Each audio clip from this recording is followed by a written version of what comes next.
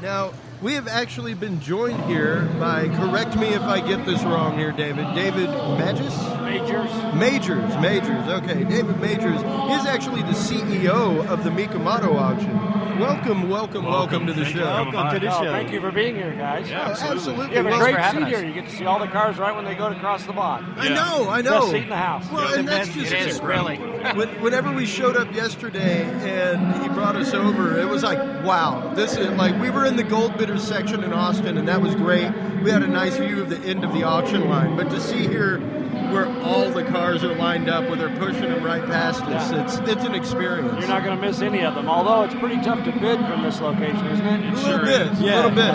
We might need to get you out front and get a bidder badge. Well, that depends. What are your financing options? Exactly. Tell us a little bit about the history of the Mecum Auto Auction and how you got to be involved with them there, Dave. Well, Mecum Auctions has been, Dana's been in business about 28 years. And the last 5 or 6 years, we've really been on kind of a rocket ship ride, as I'm sure you all have witnessed. One of my favorite quotes from Dana, I heard an interview with him maybe about a year ago, and someone asked, Dana, did you ever think 28 years ago that it was going to be this big as it is today? And he said, I've always thought that. I was just waiting for the rest of you to catch up. That's it. Right. So, nice quote. I spent 35 years in the insurance business, the last 10 of which was CFO for a rather large national insurance company, and I've known Dana for quite a while, and I'm a car guy, and one day Dana called me up and said, you know, this is getting too big for me. I don't like to run business. I don't like dealing with accountants and bankers and lawyers. I just want to trade cars. And he said, could you maybe think about just coming and running the company so I can go play with the cars part of it? And so I actually decided to retire from the insurance business and get a real job. Hey, there you come go. and play with cars myself. That's nice. So awesome. We're having a great time. We've spent a couple of years over the last, actually about 2013, 2014, my first 2 years with the company, building the brand. And we made a lot of investments in our brand. We built a new stage that you see behind us. We have a new TV contract with NBC. We now have a 53-foot show trailer that travels the country. Every place we don't go, it does go. So amazing. Launched a new magazine, launched a new website, and now we're starting to see the kinds of crowds and the kinds of sales that you all see here today. We've been on about a 30% year-over-year gain now for the last 16, 18 months. That's amazing. You really can't ask for more than that. Like, that's a great growth pattern for you guys. And even like I was saying, we were in Austin for December, and just the difference. I work this convention center as well as the one in Austin. I'm actually an AV tech. I do what all your broadcast guys do, and just to see the crowd difference, to see the size difference of show, to actually be at one that has 1,000+ vehicles at it it's just overwhelming. Like, you really can't even explain what it is to be around the sights and sounds of it. Seeing this on TV does not display the magnitude of what's actually going on here. And anybody who has a chance to come out and see this, I highly recommend that you do. It's amazing. It's a real experience, I'll tell you that much. Yes. It really is. Now, as y'all are growing with the TV show and everything else, I love the coverage that y'all do on NBC Sports. Make sure to check it out on NBC Sports, guys. The coverage of it is fantastic, and John Craman does such an absolutely fantastic job. He really does, as the consignment director, finding these automobile collections, going out with the Mecum family and acquiring them, getting them here to auction. And he knows more about cars than anybody I've ever met. Well, I was about to say that. We got to speak with him in Austin. Yeah, we sure did. And, I mean, he only had about 15 minutes or so to speak with us, but in that 15 minutes, I mean, my jaw dropped. I was like, wow, this guy knows everything about every single car ever made. I always accuse John of actually making that stuff up because nobody can actually know that much. Yeah. Well, you don't think so, but, I mean, he might be the one to prove you wrong. I think Who knows? you're right. People tell me the same thing about music. I am a wealth of absolutely useless musical knowledge. Now, what do you see for the future of Mecum in the next 3 years? Where are you guys taking this? Well, we continue to expand on the TV show, and we continue to grow a number of venues. So, I think there's going to be a time where someplace in the country you're going to see 2 Mecum auctions a month. We almost have 2 a month now, but half of those are car auctions, and then of course we have the motorcycle auctions and the antique tractor auctions. So next year, well, this year actually, for instance, we'll be going to Louisville, Kentucky in September. Beautiful facility. We're really excited about doing that. So what we're finding is that because of the popularity of the brand now, and because of maybe the resurgence and the popularity of the muscle car market, we have a big following. So we're actually getting calls from communities saying, come talk to our mayor, come talk to our governor, because we want you to come to our location. Absolutely. And we're trying to fit all of those in because as opposed to you have to come to us, our business model is we come to you. Yeah. And we want to get probably some more concentration on the East Coast, particularly in the Northeast. Yeah. We just started to do business on the West Coast a couple of years ago. We're building that as well. And of course, our traditional long-time events like this one continue to grow. We're seeing more and more cars and better cars. Oh yeah, absolutely. What I really like seeing, and I'm sure you all noticed when you came in, our newest national sponsor, Dodge, has a great display of new cars. Definitely noticed that. I think what you see a big resurgence in the popularity of the 60s and 70s American muscle cars. Absolutely. And I think a lot of that is caused by the new manufacturers now, OEMs producing new Camaros, new Mustangs, the Challengers, the Chargers, the Vipers. And what we're seeing is a younger crowd is being attracted to those new models. And when they're attracted to the new models, then they have interest in the heredity. Where did those cars come from? Tell me about those cars in the 60s and 70s. When Alan and I were walking in earlier, the topic came up of, we're looking at an auto auction where right when you walk in, there's a bunch of brand new cars, and it seems a little strange that would be there, but at the same time, this auction is all about unique, interesting cars, primarily muscle cars, all of that, and Dodge. I mean, that display up there is only Dodge's top of the line. You've got a Hellcat, you've got a Viper, you've got the Scat Pack, everything. They brought their A-team. Yeah, and that is amazing to look around. It's proof that in America, American iron has not died. Yeah. And if anything, it's alive and well. Well, what I take particular pride in, for years when you talk to somebody about collector cars, they would immediately think about the vintage Ferraris and the vintage Mercedes, maybe pre-war, and the Porsches. And those were the ones that were bringing the big prices. Now, if you've noticed what we've done in the last year or so, we're selling Hemi Cudas for $2.5–3.5 million. So suddenly the American muscle car is demanding the same respect and actually some of the same prices that you see some of the the traditional thoughts of what a collector car would be. Yeah, absolutely. Now you were mentioning a while ago the generational difference, the younger crowd getting into the original muscle cars because of the resurgence of popularity in the Challengers, the Chargers, everything else that's been remade. Right. Where do you fall? And I'm going to throw you a curveball here. A topic that we talked about recently was actually the new chips that are going into Mustang cars that will actually via GPS throttle you down to the local speed limit. Yeah. Where do you think about that? And where do you think that comes into play with the resurgence of muscle cars and everything else in the market? Really bad idea. Yeah. That's another case of the government getting over-involved in things where they shouldn't be. The worst idea I've ever heard in my entire life is cars that drive themselves. Yeah, and that's what we were saying. What's the point of that? That's what we were saying, is that literally the Google car is programmed to be able to violate the speed limit and go faster. Yeah. So it's like, wait a minute, the human control car is going to be throttled back and the computer car is going to be going faster. That's nuts.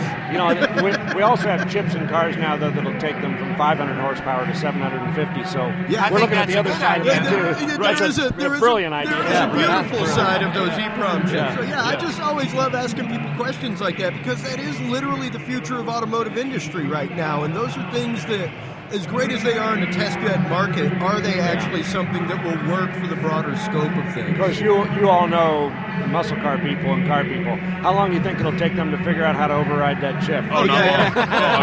Depends on how good of a hacker they are. They've probably already got it figured out. Exactly. Before it hits the market, they already know how to make it ineffective. Before it comes out, they've got it. Yeah.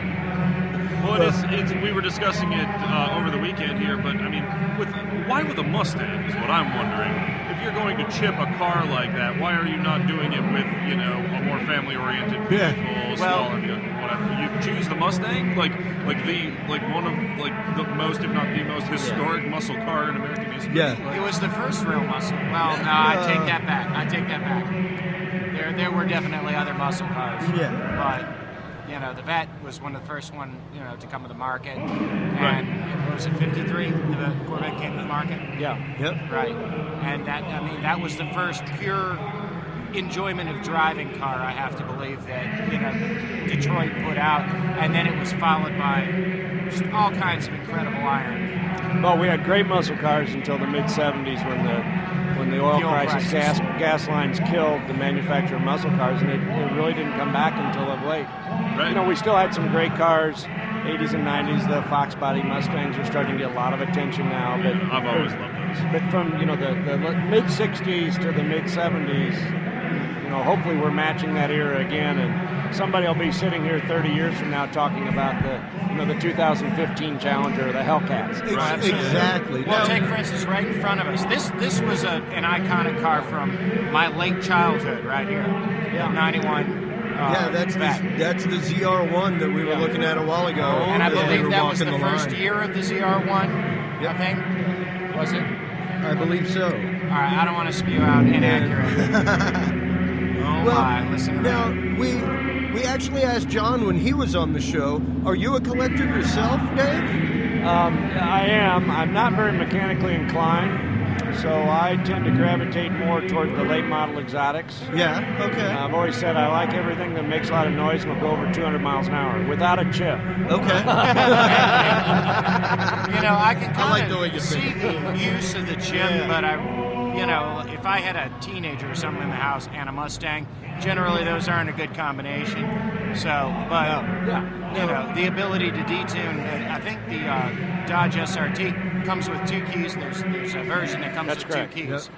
One's a red one and one's a black one. One of them's an up tune, one of them's a down tune. Yep. One drives like a regular car. You put the other one in, and it's a It's a beast. race car, yeah. Yeah.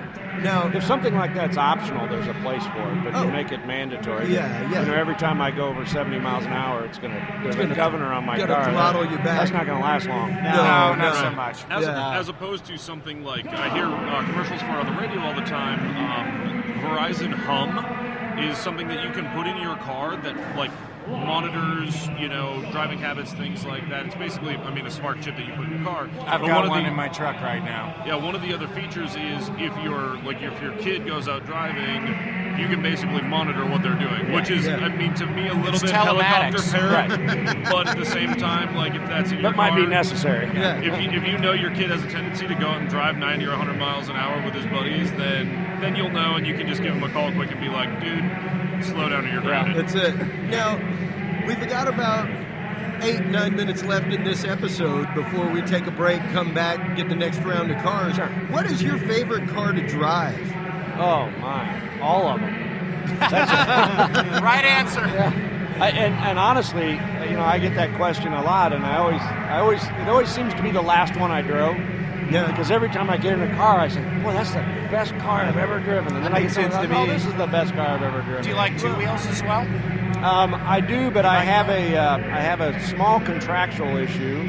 I've been married 35 years. That's not a small contractual issue. I was when I got married, I was racing motorcycles and I was skydiving. And my wife made me sign a contract the day we got married that said once we got married, I'd never again own a motorcycle. I would never again skydive, and I'd never own a boat, which I've never owned a boat anyway, but she's afraid of water, so that just kind of got thrown in. And she still has that piece of paper. Well, I mean, Could it accidentally fall into the shredder or something like that? Accidentally sit on a hot barbecue or something. 36 years, I think you may have traded up. Yeah. I don't know. I'd have a hard time letting go of the bikes. I would have a very What hard kind of bikes were you racing? I was doing 8th mile flat track. Okay, yeah. So I was doing I had a 100 Kawasaki 10-speed, and I had a 1 1/4 Penton, 1 1/4 Osa. Nice. Always seemed to finish run over. So I was the guy that would lead the first 6 laps and then take a little dive and have everybody run over the top of me. All right. Yeah. So Hence the you contract. look like you still got all your body parts, so I think you came out okay. I still have a lot of handlebar perforations in my chest. Gotcha. That happens. Yeah. Oh, man. So, as we bring this part of the broadcast today to a close, we actually have still a huge line of cars coming up, so we're going to take a short break. Look at this C10, man. I know. We're just getting started today. I know, and now I'm going to try to find out when there are some other famous cars coming up. I know there is a Ferrari owned by Whitney Houston that's in the auction that's supposed to be going out today, I believe. Is that a Packard over there? Yeah, and I don't. There was a Bel Air, and I don't know if it's already crossed Van Halen. Eddie Van Halen. 55. Yeah. Somewhere right in here. Yeah, It was very early on. It was like number 4 or Was it? 5. It was. Yeah. It was. What a gorgeous car. Yeah, it it was was absolutely beautiful. I love the gorgeous. paint job on that car. No What doubt. did it sell for? Did anybody catch that? No, I wasn't in the arena. I thought maybe it Yeah. was still in the lineup. No, I mean the last time we saw it was right here. Yeah. I actually get a big kick out of this Ford AA, the double A. Oh yeah, it's awesome. And it's been incredibly redone. We see so many cool cars, and that's the great thing about a Mecum auction is there's so much variety. It's not all 1969 Chevelles. You're going to see cars like that. You're going to see pre-war stuff, and you're going to see late model. There's an Aventador over here, and not a brand new, but a relatively new Huracan. Well, and like you said, Mecum is so much more than just cars. There is artwork, there is memorabilia, there is the farm the auction. driver's ed booth. I know. Yeah. I thought it was a miniature Zamboni when I first saw it. So did I. Never seen a Zamboni with one, 3 on the tree. I thought it was one of the little, like floor waxers or something like that they drive around whenever people are gone. I was like, well, yeah, they just put it right here. But I was pretty excited to see the new slot car track that we have out front for kids, and I've been trying to get in on that, but I can't get in line. Right. And apparently it's just for kids because they look at me like I shouldn't even be in the line. Well, you got to dress the part or something. We've got some prizes for kids, but you are more than welcome to some of them if you like, Dave. Well, once again, we have had Dave Majors on, the CEO of the Mecum Auto Auctions. We cannot thank you enough Thank you guys for number Thanks for being one. part of this, Number one, being a part of the show today. Number two, actually letting us come to be a part of your show. Yeah. We were mentioning earlier on the podcast, we were talking about it yesterday. We have yet to see anybody with a Mecum badge or shirt on that is not like the happiest person in the world. That's wonderful. Just Appreciate loving hearing life, that. living How could life you through not the be passion happy? of automobiles. Look, everywhere. There's Exactly. nothing. I wish I Got could joy just sit on here and talk 4 about cars with you guys all day and watch these go by, though. Well, You guys have the best job today. It's not a bad you gig, got let another me tell 3 you. hours, so you're welcome at any point. I feel like I do. Yeah, I might have to do some other things. He may just have a little bit on his schedule today, guys. Yeah, maybe so. Maybe. Well, we appreciate you taking time out of your schedule to come talk with us. Absolutely. Thank you, Thanks, Dave. guys. Hope you have Thank fun you, today. definitely. Yeah, appreciate it. Absolutely. Thank you so much for coming on. And that brings this episode 1 of the Mecum Auto Auction to a close. We will be back here in about 15 minutes for part 2 of Live Stick from the around, Mecum folks. Auto Auction. Thank you so much. I said, look out, boys, I got a license to fly, and that caddy pulled over and let us by. You've been listening to the Dudes and Beer podcast. Visit us online at www.dudesandbeer.com. Find our audio streams on soundcloud.com and spreaker.com/Dudes and Beer. Follow us on Facebook /Dudes and Beer. Thanks for listening, everybody.